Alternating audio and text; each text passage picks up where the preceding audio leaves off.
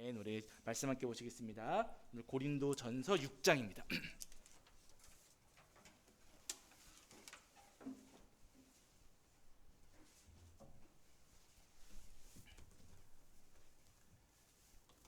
고린도전서 6장 1절부터 11절까지 말씀 함께 보시겠습니다.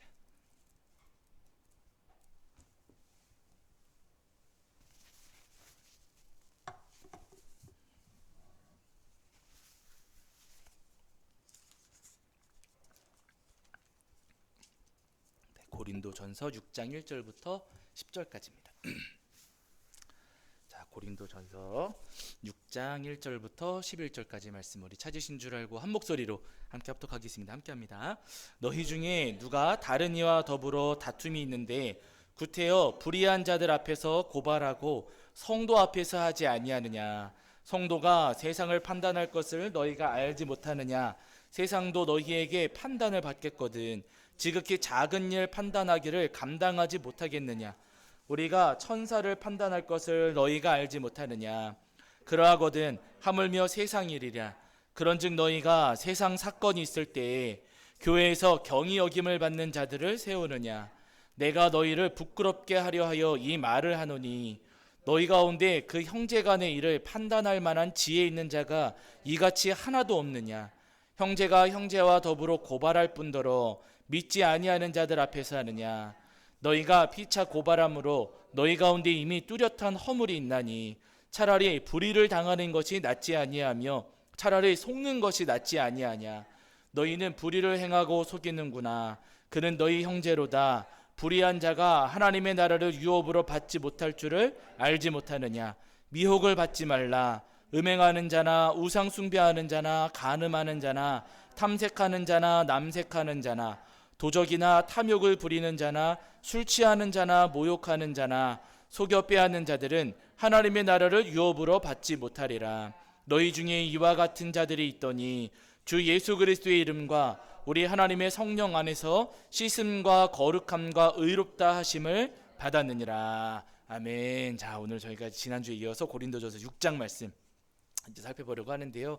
지난주에도 저희가 잠깐 말씀을 드렸지만 이 고린도 전서의 말씀은 바울 사도가 고린도 교회 안에 있었던 여러 가지 문제에 대한 답변으로 그리고 질문에 대한 답변으로 주신 말씀입니다. 그래서 고린도 전서를 읽어 가실 때는요, 지금 우리가 읽고 있는 이 말씀이 어떤 질문에 대한 대답이고 어떤 문제에 대한 이제 말씀인지를 우리가 파악하면서 읽으시면 되세요. 그러면 고린도 전서의 말씀이 보다 이제 수월하게 읽혀지실 겁니다. 그래서 오늘부터 여기 6장도 보시면은 저기 6장 1절 같은 데 보시면은요, 이거 6장 말씀이 어떤 말씀인지를 이미 말씀하고 계세요. 6장 1절 같은 데 보시면은 거기 너희 중에 누가 다른 이와 더불어 다툼이 있는데 구태여 불의한 자들 앞에서 고발하고 성도 앞에서 하지 아니하느냐, 이렇게 말씀하세요. 그러니까 지금 고린도 교회 안에 성도님들 사이에 다툼이 있었던 것이고 그 다툼 때문에 법정에 서는 일까지도 있었던 겁니다. 서로 이제 고발하고 고소하는 일들이 있어서 고린도 교회 성도님들이 이제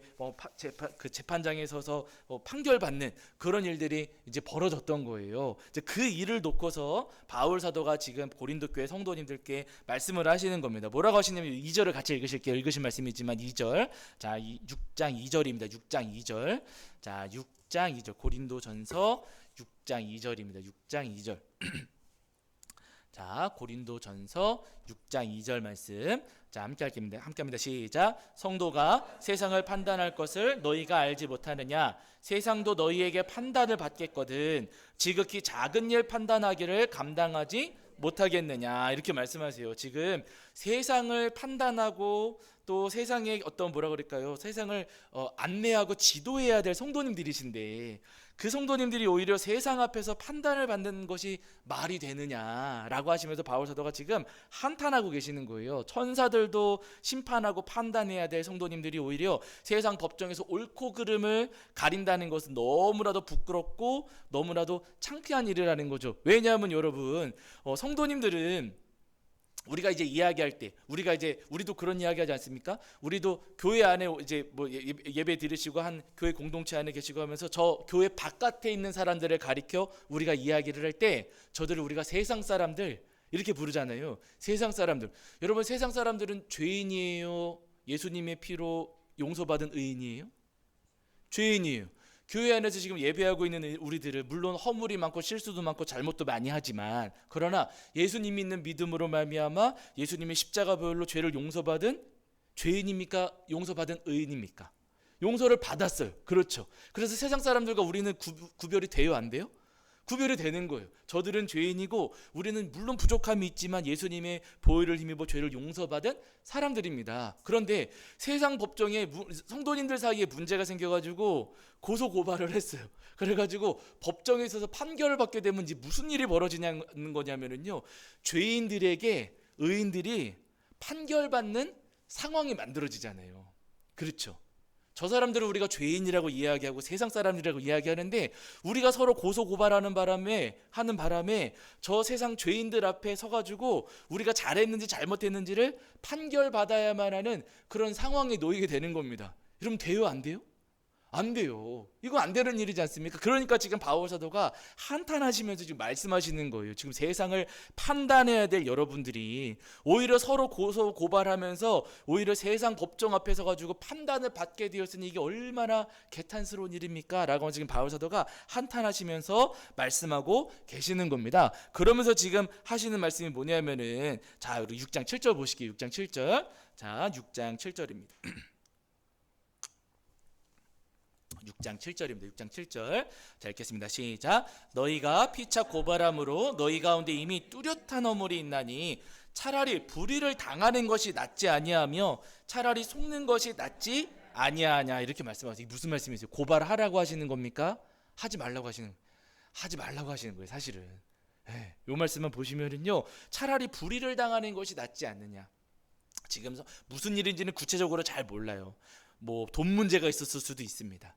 그리고 뭐 요즘에는 또 명예훼손 이런 게 있잖아요. 명예훼손. 그래가지고 여러분 말 한마디 잘못하면은요 명예훼손으로 벌금 물 수도 있고, 인터넷에 뭐 여러분 그 뭐 유튜브 같은데 댓글 하나 잘못 달면은요 경찰서 가가지고 조서 작성하셔야 되세요. 그런 일이 실제로 주변에 벌어지고 있거든요. 여러분 그런 어쨌든 무슨 일로 이런 일이 벌어진 고소 고발했는지는 잘 모르지만, 그러나 그런 일이 있을 때 무언가 고소하고 고발할 만한 일이 있을 때 그때 차라리 불의를 당하는 것이 낫다. 저 죄인들 앞에 가가지고 우리가 잘했느니 못했느니 판결받는 것보다 차라리 내가 손해보고 내가 차라리 억울한 일 당하는 것이 낫다라고 지금 바울 사도가 말씀하고 계시는 겁니다. 예수님 말씀하셨잖아요. 오른뺨을 치면 어떻게 하라고요? 왼뺨도 돌려대고. 그렇죠. 누가 내 속옷을 가져가려고 하면 어떻게 하라고요?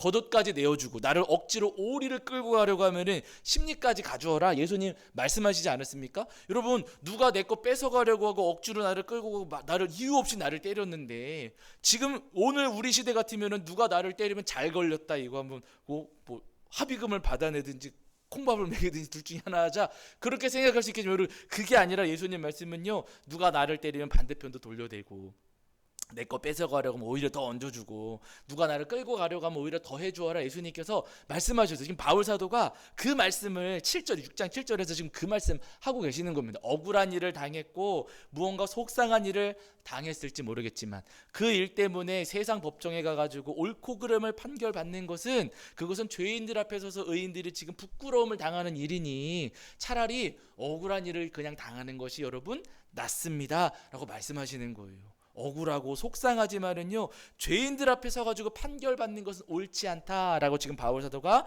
말씀을 하시는 겁니다. 우리 성도님들 잘 아실 거예요. 그 뭐 교회 안에서도 그런 일들이 자주 벌어지지만 교단 정치에서도 고소 고발하는 게 있겠습니까, 없겠습니까, 여러분?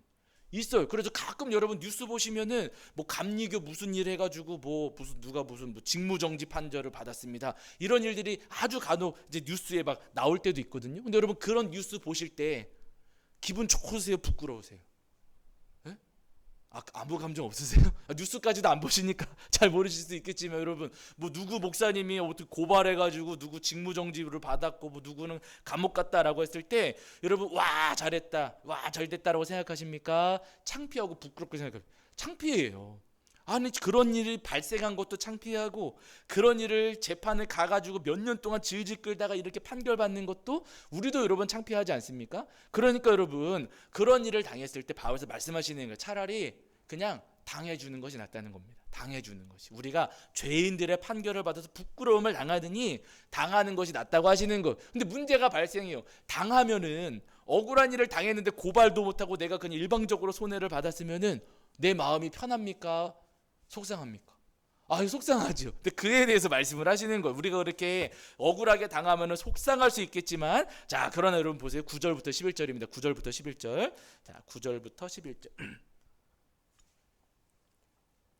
자, 9절부터 11절. 자, 읽겠습니다. 시작. 불의한 자가 하나님 나라를 유업으로 받지 못할 줄을 알지 못하느냐? 미혹을 받지 말라. 음행하는 자나 우상 숭배하는 자나 간음하는 자나 탐색하는 자나 남색하는 자나 도적이나 탐욕을 벌이는 자나 술 취하는 자나 모욕하는 자나 속여 빼앗는 자들은 하나님의 나라를 유업으로 받지 못하리라. 너희 중에 이와 같은 자들이 있더니 주 예수 그리스도의 이름과 우리 하나님의 성령 안에서 씻음과 거룩함과 의롭다 하심을 받았느니라. 아멘. 이렇게 말씀하세요. 여기 9절 10절만 보시면은 여러분, 불의한 자가 하나님의 나라를 유업으로 받습니까? 못 받습니까?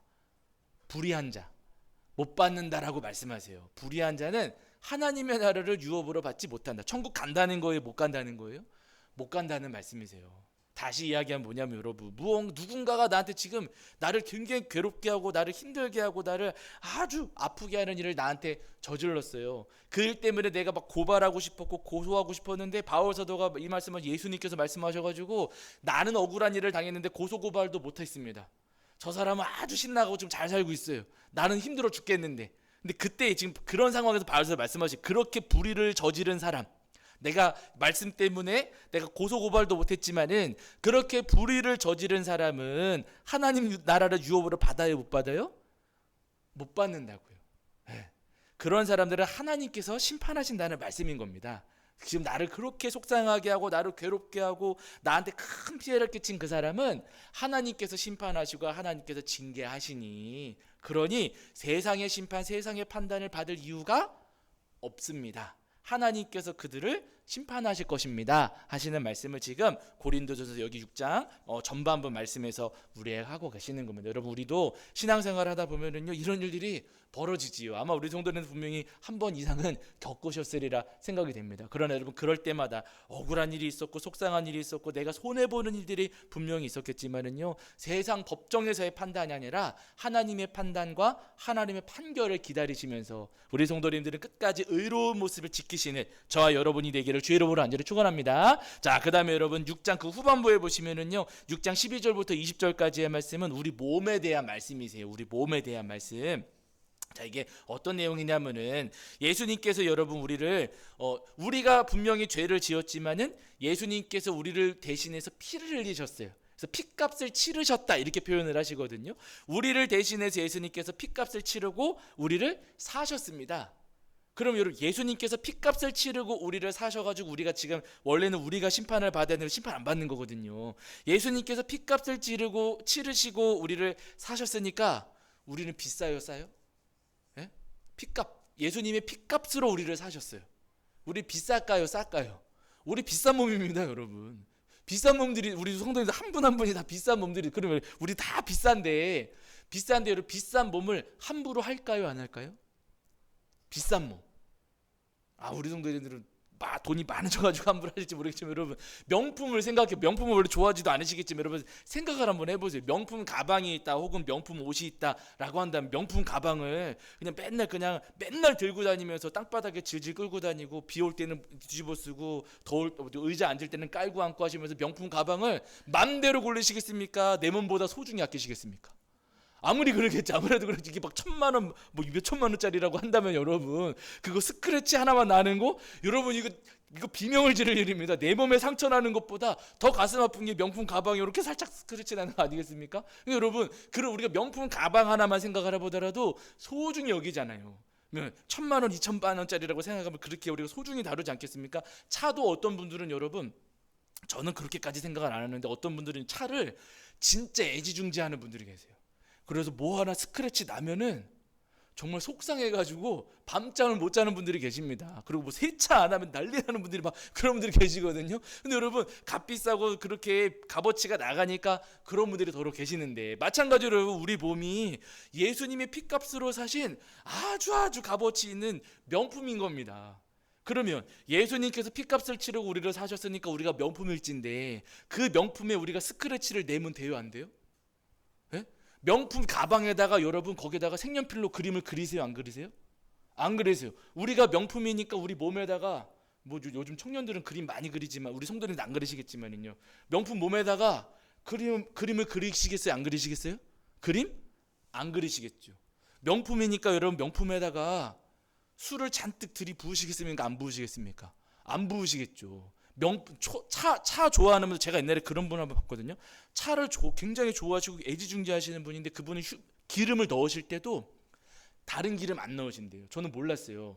휘발유도 그냥 보통이 있고 고급이 있대요. 그래서 차에다가 기름을 넣으실 때도 그분은 고급 휘발유, 더 비싼 휘발유를 넣으신다는 겁니다. 자기 차를 그렇게 아끼시니까 내 차에는 좋은 거 넣어야 된다고 고급 휘발유도 넣으시고, 그리고 무슨 첨가제 같은 거 뭐 이렇게 뭐 넣는 거 있잖아요. 그런 것도 매번 갖다가 넣으시고 하시면서 애지중지 하시는 거예요. 내 차는 좋은 거를 먹여야 된다는 거죠. 마찬가지로 여러분, 예수님께서 우리를 사셨다, 핏값을 주고 사신 우리가 아주 값비싼 몸들이라면은요, 우리 몸에다가 함부로 아무거나 넣어서는 안 된다는 거예요.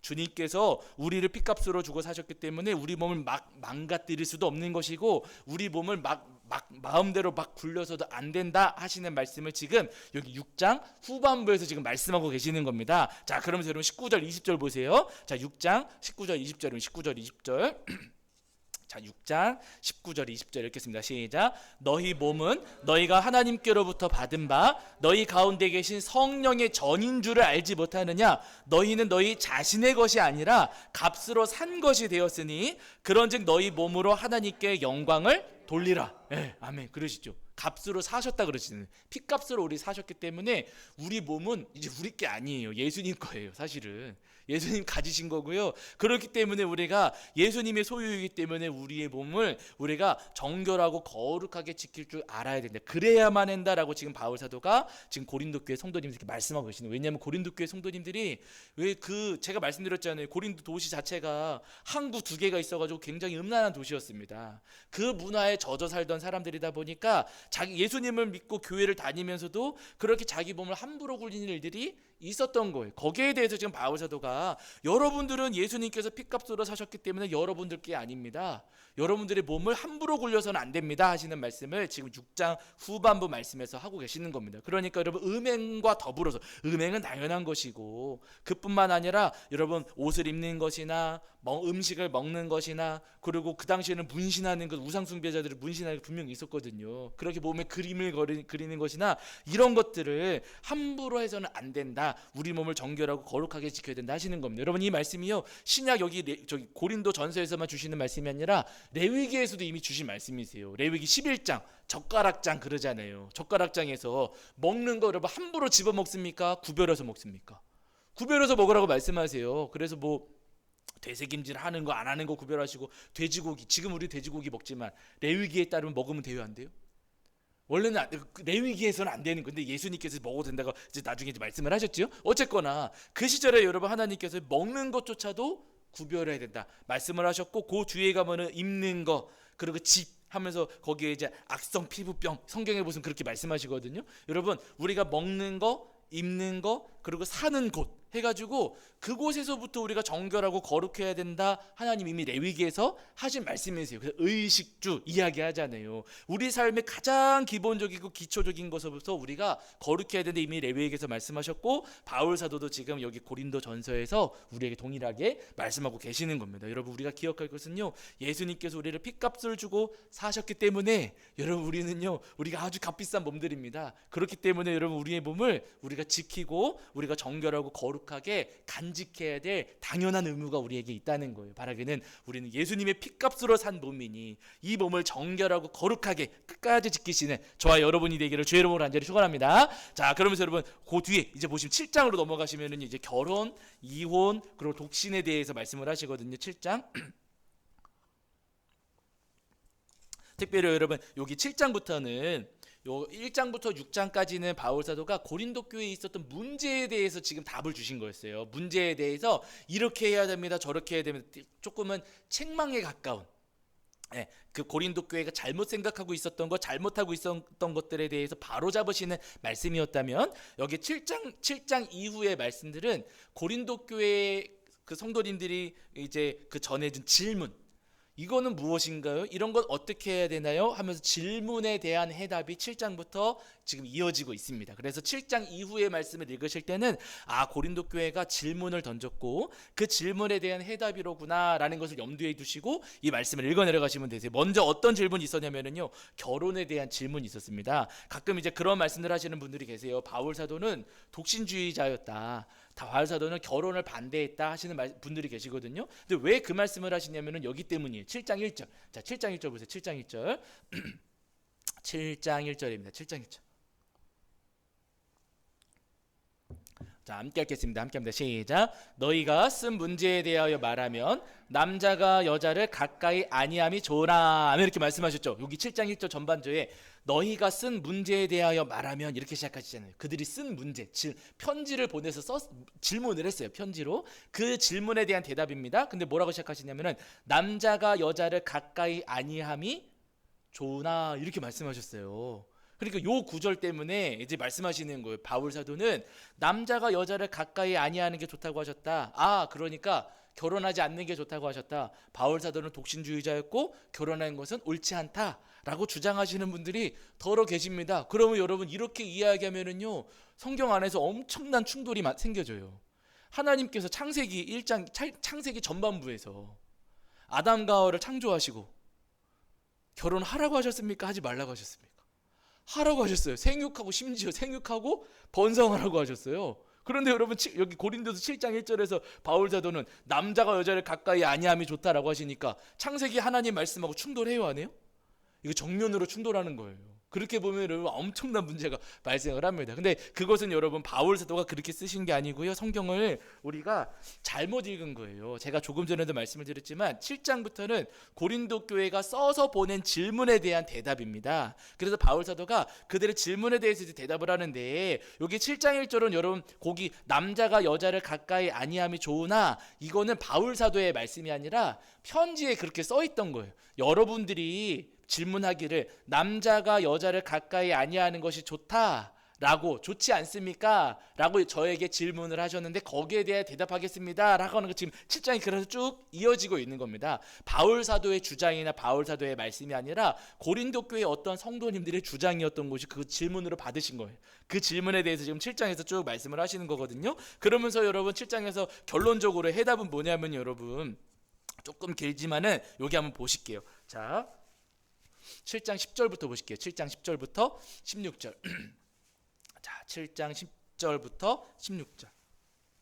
7장 10절부터 16절입니다. 자, 7장 10절부터 16절 읽겠습니다. 시작. 결혼한 자들에게 내가 명하노니 명하는 자는 내가 아니요 주시라. 여자는 남편에게서 갈라서지 말고, 만일 갈라섰으면 그대로 지내든지 다시 그 남편과 화합하든지 하라. 남편도 그 아내를 버리지 말라. 그 나머지 사람들에게 내가 말하노니 이는 주의 명령이 아니라, 만일 어떤 형제에게 믿지 아니하는 아내가 있어 남편과 함께 살기를 좋아하거든 그를 버리지 말며, 어떤 여자에게 믿지 아니하는 남편이 있어 아내와 함께 살기를 좋아하거든 그를 버리지 말라. 믿지 아니하는 남편이 아내로 말미암아 거룩하게 되고 믿지 아니하는 아내가 남편으로 말미암아 거룩하게 되나니, 그렇지 아니하면 너희 자녀도 깨끗하지 못하니라. 그러나 이제 거룩하니라. 혹 믿지 아니하는 자가 갈리거든 갈리게 하라. 형제나 자매나 이런 일에 구애될 것이 없느니라.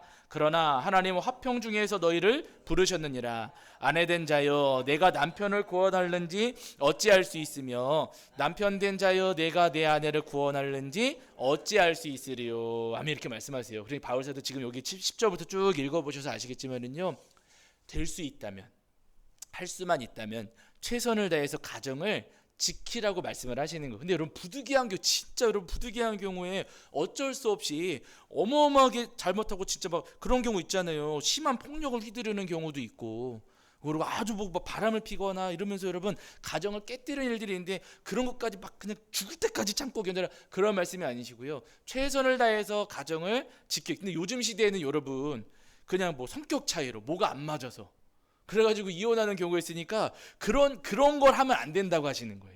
예, 그렇게 단순하게 그냥 감정적으로 해서는 이혼하고 갈라서거나 이래서는 최선을 다해서 끝까지 가정을 지키려고 노력을 해야 된다 하시는 말씀을 지금 바울 사도가 말씀하시는 거예요. 그렇다고 해서 아주 심각한 일들이 벌어지고 있는데, 생명을 위협하는 일들이 벌어지고 있고 정말 너무나도 괴롭고 심각한 일이 벌어지는데 죽더라도 지켜야 된다, 이 말씀을 하시는 것은 아닙니다. 무언가 진짜 여러분 심각한 일이 있다면은요, 그건 어쩔 수 없이 이혼할 수도 있는 거예요. 그 여러분 율법에서도 그것을 금하지는 않으세요. 율법에서도 어쩔 수 없는 경우에 그 허용하는 경우가 분명히 있거든요. 그러니까 여러분 그 이혼한 가정이 있다고 해서 무조건 그냥 막 정죄하고 그럴 것들은 아닙니다. 다만 그냥 손쉽게 이혼하는 것은, 그것은 하나님께서 원하시는 바도 아니시라는 거죠. 중요한 것은 뭐냐면은요, 여러분 바울 사도가 여기 7장에서 우리가 오해하지 말아야 될 것은, 바울 사도가 결혼을 반대한 거 절대로 아니시고, 바울 사도는요 가정을 이루고 가정을 지키는 것을 누구보다도 원하셨던 분이십니다. 다만 혹시나 주님께서 특별하게 독신의 사명을 주신 분들이 계세요. 사역을 위해서, 하나님 나라를 위해서, 사역을 위해서 하나님께서 그렇게 부르신 자들이 있다면 그들은 하나님께서 그렇게 부르셨기 때문에 독신으로 살아가야겠지만, 그런 경우가 아니라면은요 아름다운 가정을 이루고 하나님의 나라를 확장시켜가는 것이 마땅한 일인 겁니다. 그렇게 우리 성도님들이 7장에 오해가 없으셨으면 좋겠고요. 8장으로 넘어가시면은, 자 8장에서는 여러분 우상 숭배에 대한, 우상 제물에 대한, 정확하게는 우상 제물에 대한 말씀을 주시거든요. 옛날에는 그 우상 신전에서 우상 숭배자들이 거기서 자기들 나름의 제사를 지내지 않습니까? 제사를 하는데, 근데 그 우상 제사를 할 때 그 사람들이 그냥 하지 않고 짐승을 잡아다가 했어요. 우리나라 고사 지낼 때 돼지머리 올려놓는 것처럼 그 우상 숭배자들도 무언가 짐승을 잡아서 올리는데, 여러분 그 짐승들 한두 마리도 아니고 그거를 그냥 다 잡아가지고 죽이고 내다버리고, 이건 너무 아깝잖아요. 그러니까 그 우상 신전에서 이제 어떤 일들을 했냐면은요, 자기들 우상한테 그렇게 제사를 한 다음에 거기 그 갖다 놓았던 우상 제물들, 그 짐승들, 그 고기들을 버리지 않고 거기서 그냥 파는 일들도 있었던 거예요. 우상한테 자기들 나름의 이제 의례를 행한 다음에, 제의를 행한 다음에 그 짐승을 거기 온 사람들한테 파는 일들도 있었고, 아니면은 저 시장 거기서 이제 고기 파는 곳 정육점에다가 납품하는 일들도 있었고 그랬다고 합니다. 그래서 시장 가가지고 고기를 사면은요, 그게 혹시나 때때로 우상 신전에서 저기 사갖고 온 고기일 수도 있는 거예요. 근데 거기에 대해서 이제 이것을 먹어야 되느냐, 먹어도 되느냐, 먹으면 안 되느냐 하는 그 논란과 갈등이 고린도 교회 안에 있었던 겁니다. 자, 그래서 거기에 대해서 바울 사도가 그 우상 제물로 쓰였던 것을 먹어도 먹어도 되냐 안 되느냐에 대해서 말씀하시는 거예요. 자, 4절을 보실게요. 8장 4절입니다. 8장 4절. 8장 4절입니다. 8장 4절. 자, 읽겠습니다. 함께합니다. 시작. 그러므로 우상의 제물을 먹는 일에 대하여는 우리가 우상은 세상에 아무것도 아니며 또한 하나님은 한 분밖에 없는 줄 아노라, 이렇게 말씀하세요. 우상은 세상에 있어요, 없어요? 없어요. 아무것도 아니요. 제우스니 포세이돈이니 아스클레피오스니 아프로디테니, 그들이 나름대로 우상을 만들어서 그렇게 숭배했을지는 모르지만 그럴 우상은 본래부터 없었다. 근데 사람들이 어리석어가지고 없는 거를 있는 것처럼 생각해서 거기다 갖다 놓고, 짐승을 갖다 놓고서는 자기들 나름의 제의를 행하고 그것을 팔아서 이제 사와가지고 먹곤 하는 건데, 우상 자체가 원래부터 없었던 것이니 먹어도 돼요, 안 돼요? 먹어도 된다는 거예요. 원래부터 없었던 거니 거기다 뭘 해도 없는 건데 무슨 의미가 있겠느냐는 거지. 먹어도 괜찮다는 겁니다. 우리식으로 이야기를 하면은 제사 음식 먹어도 될까요, 안 될까요? 먹어도 괜찮으세요. 그거로 괜찮은 겁니다. 아무 문제 없고요. 어떤 분들은 제사 음식 먹으면 귀신이 붙는다고 막 그러죠. 여러분 그냥 드세요. 그거 얼마나 맛있습니까? 드셔도 괜찮아요.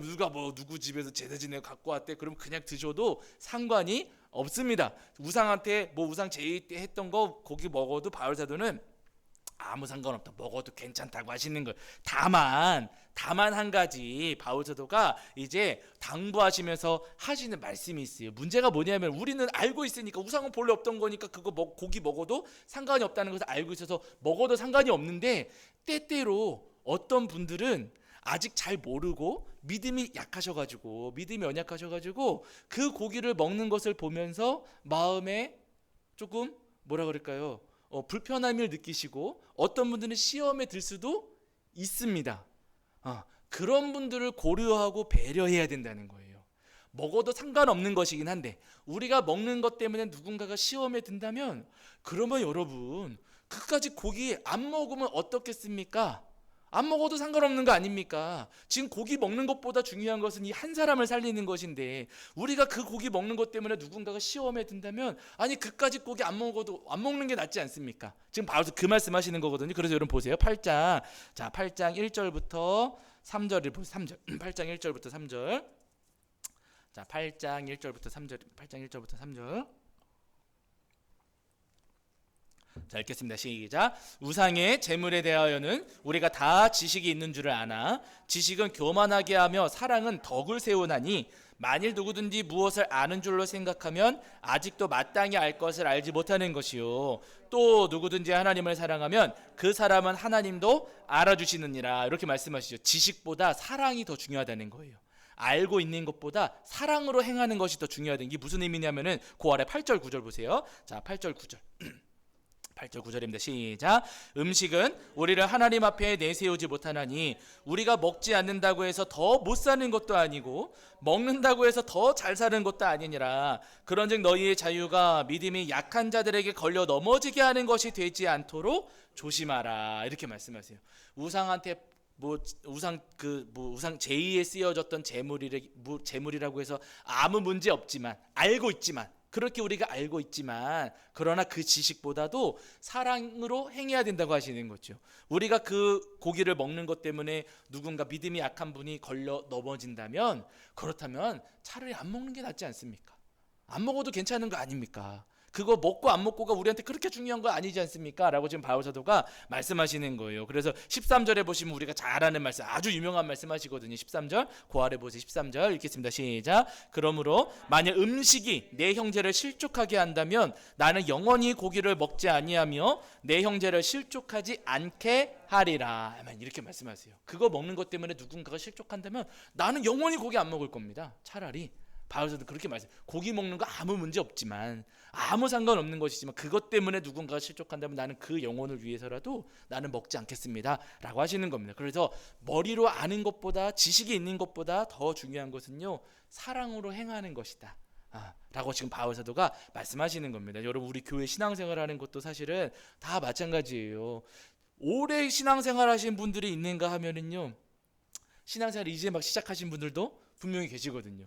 오래 신앙생활 하신 분들하고 이제 막 시작하신 분들하고 똑같을 수가 없어요. 그래가지고 어쩔 수 없이 이미 조금 많이 경험하시고 오랫동안 신앙생활 하신 분들이 이제 막 신앙생활 하신 분들을 때때로 조금 배려하고 조금 도와주셔야 할 부분들이 분명히 있습니다. 우리가 하는 말과 행동 때문에 어쩌면 이분들이 때때로 실족할 수도 있고 때로는 실망할 수도 있기 때문에 그런 부분에 있어서 걸림이 없도록 먼저 믿으신 분들, 믿음의 선배님 되신 분들이 조금 배려해 주시고 사랑으로 행해 주실 필요가 분명히 있다는 거예요. 우리 정도 하실 수 있겠죠? 이미 지금도 잘하고 계시지만 이미 지금도 많이 사랑으로 해주시고 계시고 이미 지금도 많이 배려해 주시고 계시지만은요 앞으로 이제 교회 이사가고 새로운 분들이 많이 찾으시면은요 우리의 사랑과 우리의 이해와 우리의 배려가 더 필요할 수도 있거든요. 그분들의 영혼을 위해서 그분들이 끝까지 믿음을 지키고 또 예수님이 십자가를 붙잡을 수 있도록 우리 성도님들이 더 사랑해 주시고 더 배려해 주시고 더 이해해 주시는 저와 여러분이 되기를 주의 이름으로 간절히 축원합니다. 자, 오늘은 여기까지 하시고 그 이후의 말씀은 다음 주에 우리 나누도록 하겠습니다. 우리 찬송가 452장 찬송하시고 주기도문으로 마치겠습니다. 찬송가 452장입니다.